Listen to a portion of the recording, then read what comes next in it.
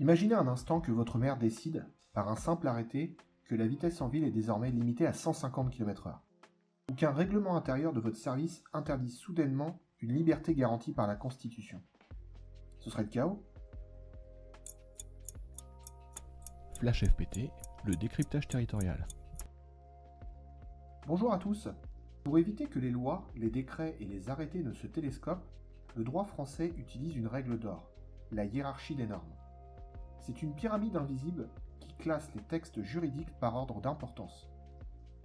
Aujourd'hui, on vous explique pourquoi une petite norme doit toujours respecter la grande et comment ce système protège l'unité de notre République. Bienvenue dans cet épisode qui remet le droit à l'endroit. En droit, on parle souvent de la pyramide de Kelsen, nom du juriste qui a théorisé ce concept.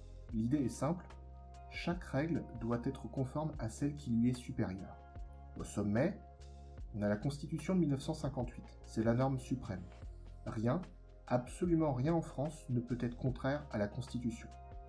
Juste en dessous, on a les traités internationaux et le droit européen.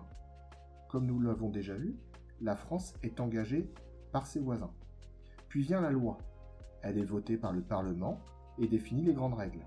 Ensuite, on a les règlements. Ce sont les décrets du Premier ministre et les arrêtés ministériels. Enfin, à la base, les actes administratifs locaux, les arrêtés de votre maire ou de votre président de département. Pour vous, agents territoriaux, cette hiérarchie est vitale.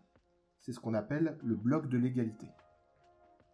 Lorsque vous préparez un acte administratif ou que vous appliquez une consigne, vous devez vous assurer qu'elle ne contredit pas une norme supérieure.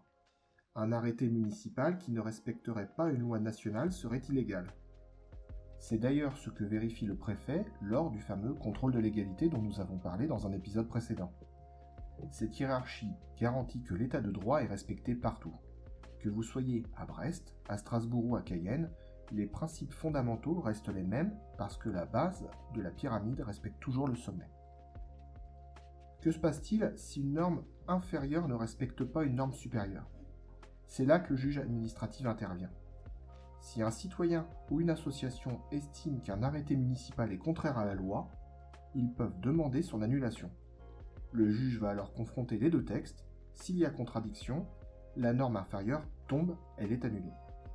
C'est un système de nettoyage automatique du droit qui assure que la volonté du peuple, exprimée par la Constitution ou la loi, reste toujours plus forte que la décision d'un seul responsable local. Aujourd'hui, le défi, c'est l'inflation législative. La pyramide devient de plus en plus lourde. Il y a tellement de lois et de règlements que même les juristes ont parfois du mal à s'y retrouver. C'est pour cela que l'on cherche désormais à simplifier et à donner plus de souplesse aux collectivités tout en respectant ce cadre rigide. Si ce podcast vous plaît, n'hésitez pas à vous abonner et mettre 5 étoiles, ça va nous aider. En résumé, la hiérarchie des normes est la colonne vertébrale de notre système juridique. Sans elle, pas de cohérence, pas de sécurité juridique et pas de protection pour les citoyens. Merci de nous avoir suivis, bonne révision à tous et au prochain épisode.